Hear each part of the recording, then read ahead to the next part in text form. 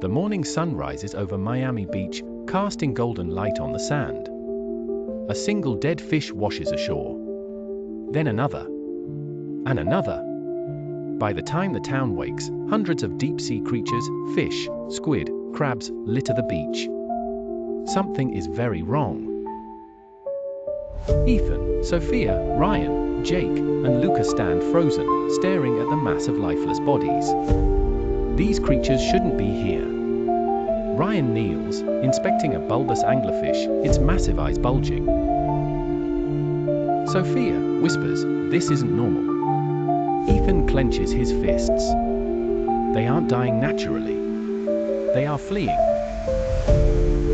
By noon, marine biologists and news reporters flood the beach. Dr. Samuel Harrington, a deep-sea expert, kneels by a dead isopod, eyes dark with concern.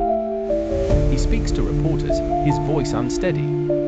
"Dr. Harrington, I've studied the deep sea for 20 years. I've never seen anything like this." Back at their boat, the sea ghost, the friends argue. Jake shakes his head. "Jake, we dived deep last week. What if this is connected?" Lucas scoffs. "Lucas, you think we caused this?"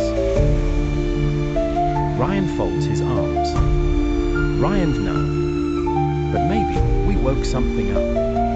Ethan remains silent. Because deep down, he knows Ryan is right. Sofia storms over to the marine biologists. "Sofia, if this was starvation, the smaller fish would be dying too." Dr. Harrington sighs, rubbing his temples. "Dr. Harrington, the reef fish are completely fine." Ethan exhales sharply. "So, if the food chain isn't collapsing, why are the deep-sea creatures fleeing?" The third day, the ocean remains eerily silent. Then, in the distance, a massive shadow. A whale breaches the surface, its skin scarred and discolored. It lets out a deep, agonized moan. Then, it collapses, lifeless, onto the shore. The crowd screams. Something is driving them to the surface. As the hours pass, more creatures follow. Hammerhead sharks. A deep-sea squid. An octopus the size of a car. All of them dying before the people's eyes. It's not starvation. It's fear. By nightfall, authorities quarantine the area. Helicopters circle overhead. Government officials in hazmat suits collect samples. The stench of rotting flesh fills the air. Ethan stands back, watching. Beneath the stench of death, he smells something else. Something metallic. Something unnatural. Ethan leans on the dock railing, staring at the silent water. Ryan steps up beside him. "Ryan, you feel it too, don't you?" Ethan nods. Something is down there. And it's waiting. Ethan turns to his friends. "We have to go back." Lucas shakes his head. "Are you insane? People are dying." Sofia crosses her arms. "And if we don't go, more will." Ryan swallows hard. They have no choice. They agree to dive at night, when the sea is quietest. Jake grips the railing. "Jake, if we do this, we do it carefully." Ethan nods.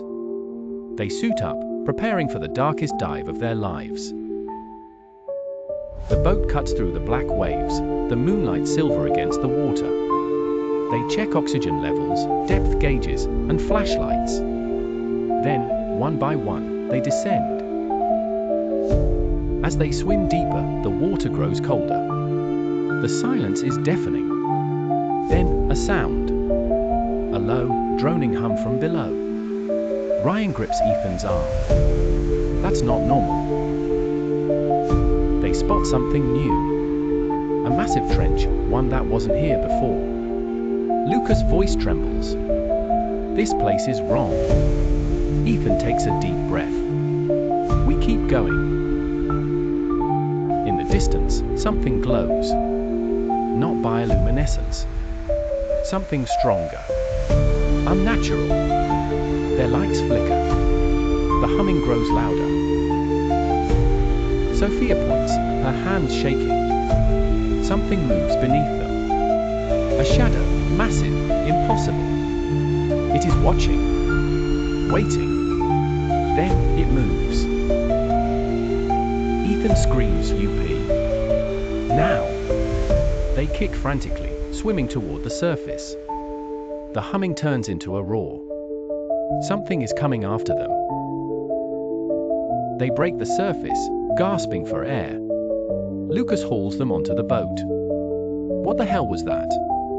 Ethan turns back. The water is calm. But he knows. It's still down there. The boat cuts through the water, their minds racing. Ryan grips his seat. "We're not done, are we?" Ethan shakes his head. "No. They've only begun." Ethan lies in bed, unable to sleep. The hum still rings in his ears. His heartbeat matches it. Something is waking up. And it knows them now. The next morning, a storm rolls in. Sofia stands by the shore, staring at the angry waves. She shivers. It feels like the ocean is breathing. Like it's alive. Ryan finally speaks. "So, what do we do now?" Ethan turns, his expression grim. "We go back." No one argues. They know. The real nightmare is only beginning. That night, the town sleeps. The beach is empty. The waves whisper secrets to the shore. And in the deepest part of the ocean, something opens its eyes. The hum returns. Louder. Stronger. The sea is waking up. And this time, it won't let them escape. To be continued.